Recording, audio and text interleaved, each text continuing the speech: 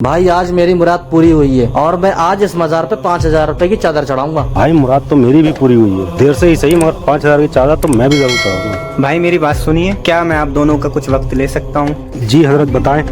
आप जानते हैं इधर एक मस्जिद है और मदरसा भी है, तो मस्जिद में आप कुछ ताउन करना चाहें या मदरसे के जो बच्चे हैं उनके अखराजात पूरे करने होते हैं, उनकी पढ़ाई होती है, तो इसी से उनका खर्चा चलता है, तो आप कुछ ताउन करना चाहें तो। ठीक है हजरत, ये लीजिए। ठीक है, शुक्रिया। ये लीजिए हजरत मेरी तरफ से। ठीक है, शुक्रिया।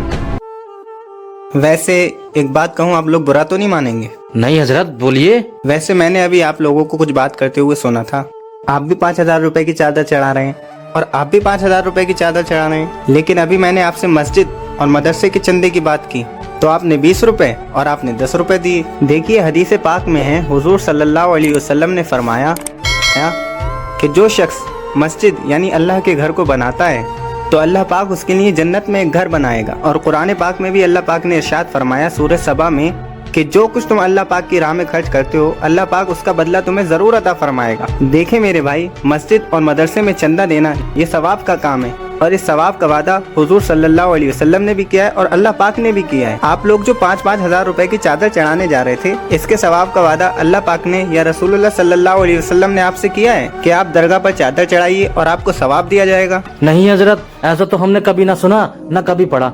लेकिन हजरत पूरी दुनिया में इतनी दरगाह हैं, लाखों लोग चादर चढ़ाते हैं, उन्हें कोई रोकता भी तो नहीं, इसका मतलब है उन्हें सवाब जरूर मिलता होगा। देखे मेरे भाई, उनको कोई इसलिए नहीं रोकता है क्योंकि ये सवाब का जरिया नहीं बल्कि ये कमाई का जरिया बन चुका है लोगों का। बरसों पहले की बात है, जब अल्लाह का कोई वली इस दुनिया से तशरीफ ले जाता था तब उस टाइम तो दरगाहें हुआ नहीं करती थी, तो उनकी कब्र में और आम लोगों की कब्र में उनकी कब्र पर डाल दिया जाता था ताकि उन लोगों की कब्र की बेहुरमती ना हो पाए और लोग आम लोगों की कब्र में और उन लोगों की कब्र में फर्क समझ जाएं। तो मेरे भाई ये है चादर की हकीकत। और आला हजरत फरमाते हैं फतावा रज़विया में कि मजार पे सिर्फ एक ही चादर चढ़ानी चाहिए। अगर एक से ज्यादा लोग चढ़ाते हैं तो ये फजूल खर्ची है और फजूल खर्ची इस्लाम में हराम है, तो आप सवाब कमाने के जरिए गुनाहगार हो जाएंगे, तो आपको तौबा करनी पड़ेगी।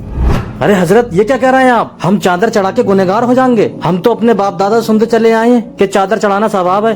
इतनी बड़ी बात किताब में लिखी है और हमें किसी ने बताया तक नहीं। मेरे भाई बताया तो बहुत सारे लोगों ने है और आला हजरत ने अपनी किताब में तहरीर भी फरमा दिया है, लेकिन आप लोगों को इल्म दीन सीखने की फुर्सत ही कहाँ है। हाँ हजरत, आपने बिल्कुल ठीक बात बताई। हम लोगों पर इल्म दीन सीखना फर्ज है मगर हम लोग सीखते ही नहीं। ये हमारी ही गलती है कि हम लोग जाहिल रह गए और इन मसलों से नावाकिफ हैं। हजरत आपका बहुत बहुत शुक्रिया कि आपने हमें गुनाहगार होने से बचा लिया। ना ही मैं खुद चादर चढ़ाऊंगा, ना ही घर वालों को चादर चढ़ाने दूंगा, बल्कि मदरसे और मस्जिदों में ताउन करने